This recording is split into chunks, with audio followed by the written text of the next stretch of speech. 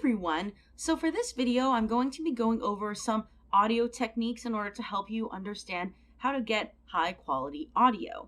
So I'm going to first start off with just basic setups and what you should do in order to get that high quality audio in your own homes, especially, and in order to do like talking head videos like these. And I wanted to also go over different types of mics. For instance, I don't know if you noticed, but on the equipment list, I incorporated cardioid condenser mics and as a recommendation in order to show you this is the kind of mic that would be best for talking head videos like this. And so I'm going to be going over dynamic mics, condenser mics, as well as omnidirectional and unidirectional. But first, part one, setup. So basically, when you're utilizing a mic, you don't necessarily need high like end mics in order to get really crisp and high quality audio. For instance, you can actually get different types of mics that have lower quality as well. So it's always good to research different types of mics and also listen. You can go on YouTube and type in your mic, and you actually might see people comparing different mics and different cheap mics. So the mic that I'm currently using is a Samsung G-Track Pro. So if that is anything interesting to you, then go look it up. Or if you have any questions, I have this one mic, and I also have the mic that was recommended in the equipment list. I'm not using it right now because this one was just plugged in. So I wanted to just let you know what kind of mic I use. So whenever I'm filming, especially wanting to get that crisp audio in a talking head video like this, I'll be about 6 inches to 12 inches away from my mic. Now, my mic doesn't necessarily need to be in front of the camera because I have enough room, but don't worry if you actually have the mic in frame or anything like that. A lot of YouTubers have their mics on screen, and it's totally fine. Another thing to really think about is noise in your home. Is there an air conditioner going on? Is there traffic on the outside? I'm not sure if you heard that, but I had basically a car drive by. These kinds of noises that can actually seep into your audio. And in order to help with that is to basically think about what time of day you're filming, as well as thinking about like turning off your air conditioner. Is there any dogs barking in the background? Kind of being aware of your surroundings and where you are. Another thing to think about is distortion. So distortion is basically when you're too close to the mic, and you would think like being closer to the mic you would get better audio, but that's not necessarily true. It always depends on if you're, well, not depends, but basically 6 to 12 inches away from your mic is best, especially with your mouth. Like, think about your mouth, not just your face, and that's where it should be, directly at you. And this is specific for cardioid condenser mics, which is the one I recommended in the equipment list. So whenever I'm using my mic, I'm trying to do that and always capture that crisp audio. But when I get too close, for instance, you actually will hear like a distorting sound, like a crackling sound and stuff like that. You'll notice. And if you're actually looking at like, say, Audacity or something like that, or Ocean Audio, which are free audio programs, I usually use Ocean Audio for myself. And what I utilize with that is you'll actually can see where your volume is going. So if your volume is at red, that's actually it always means is that your audio is distorted. So it won't be crisp. It'll have some pops or crackling noises, artificial sounding in a way. So that's something to be aware of whenever you're utilizing a mic. And again, you don't have to have high quality mics in order to get that good audio. It's about these techniques. And sorry if you're hearing the noise coming in, but with cardioid condenser mics, they do have a less likelihood of picking up those noises, but that we'll get into a little later. So another thing that's really important to think about is always considering how your setup is in the background as well. This is just kind of like helpful tips keeping it neat, keeping it nice, and either interesting or kind of showing your personality or your content. But either way, I wanted to just like do a little do a little background information that you'll see later on. But with audio, it's always important to match your audio mic to what you're actually doing. And why I want to mention that is because later on, I'm going to be talking a little bit about lavalier mics. Now, lavalier mics are utilized basically if you're like outside or in the classroom, and they're basically very tiny mics. I'm going to get into that in a bit. But basically, setting up, if you're going to be doing a studio recording, and a studio is basically where you are. That's what I call a studio. I'm in my room right now, and I have my computer, my webcam, and my mic, and that's what I'm using right now. And I also have that lighting coming in from my windows. So that's kind of just the setup right now. So I want to go into a little bit more on like what different types of mics there are. And so I want to say for dynamic mics are the opposite of condenser mics. And what I mean by that is with condenser mics, they need an external power source in order to function. And there are different types of plugs you can actually utilize in order to get that external power source. There's XLR, a cord where you plug it into an audio interface. And there's also a USB powered mic.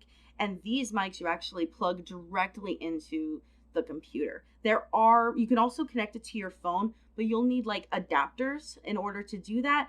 And Mike's going to go into sort of like the compatibility and how to connect everything in order to get your device working on your phone or your tablet or anything like that, in order to get that audio if you want to use your phone and record it directly through that.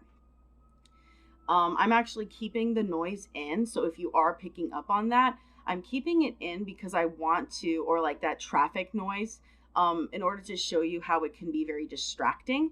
I'm not sure if my mic's going to be picking up on that, but I just wanted to give you a heads up that that's why there's noises going on.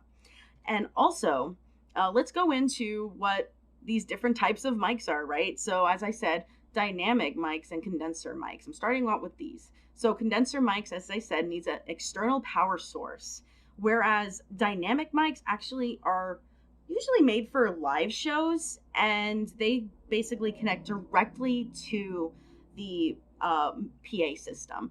And for this class, that wouldn't be really beneficial since we're not doing like live shows and we don't have a PA system, of course. So of course, with condenser mics, they're a little different because they're using that external power source. They actually have a little more power to them. So they're kind of higher quality. You can get a higher quality crisp audio. Whereas dynamic mics, what's good about them is that they're very durable. If they fall during a live show, then they won't break. But if you bring your condenser mic in and it falls down, it can break, So that's kind of what the benefits of dynamic mics are, especially with live shows.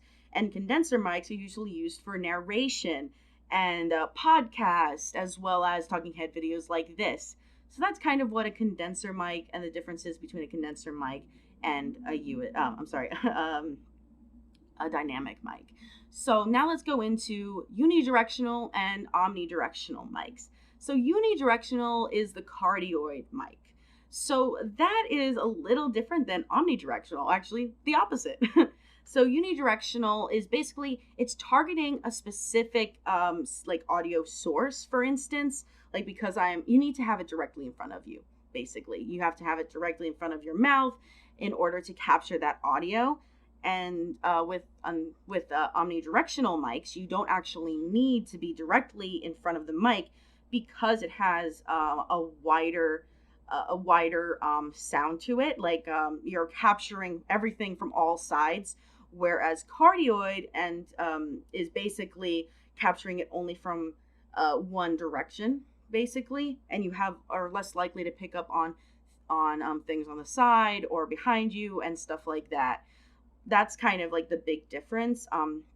But the problem with like omnidirectional is for, especially for like podcasts and talking head videos, it is capturing everything. So you might actually not be hearing the person's voice as clearly as you want to.